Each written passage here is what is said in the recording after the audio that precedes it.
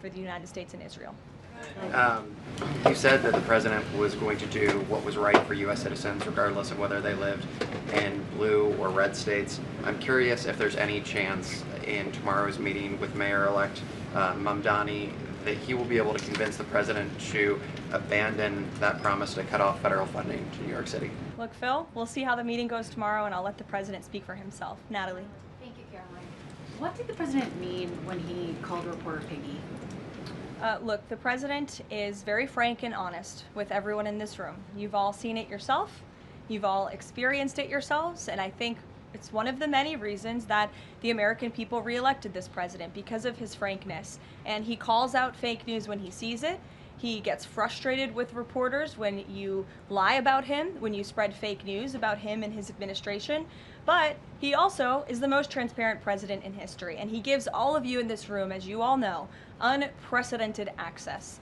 You are in the Oval Office almost every day asking the president questions. And so I think the president being frank and open and honest to your faces rather than hiding behind your backs is frankly a lot more respectful than what you saw in the last administration, where you had a president who lied to your face and then didn't speak to you for weeks and hid upstairs and didn't take your questions. So I think everyone in this room should appreciate the frankness and the openness that you get from President Trump on a near daily basis. And Go ahead. As a follow-up, yes. The Washington Post just reported that the Coast Guard has I'm calling on Bloomberg. Go ahead. Caroline, thank you. Two questions for you. The New York Times is reporting that the administration is now sending a U.S. official to the G20. They are sending Mark Dillard. Can you confirm if that is true, and then also explain the shift in? I'd be happy to explain, because there is not a shift.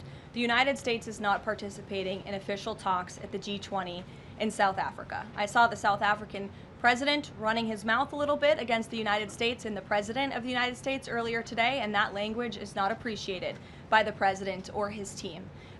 The ambassador, or the representative of the embassy in South Africa, is simply there to recognize that the United States will be the host of the G20. They are receiving that send-off at the end of the event. They are not there to participate in official talks, despite what the South African president is falsely claiming. On Ukraine, there have been reports that President Zelensky said, he's looking to look at the plan, that there's been reports about the Trump administration proposing a plan. Can you just give an update on where Russia-Ukraine stands, and does the president plan to speak with Zelensky anytime soon, or when can you expect that? So I'm happy to provide an update. I've seen quite a bit of reporting on the latest with Russia-Ukraine, so let me clarify and give you guys the truth on where it currently stands. President Trump has made it very clear since day one, and even on the campaign trail, that he wants to see this war come to an end. He has grown increasingly frustrated with both sides of this war, Russia and Ukraine alike, for their refusal to commit to a peace agreement.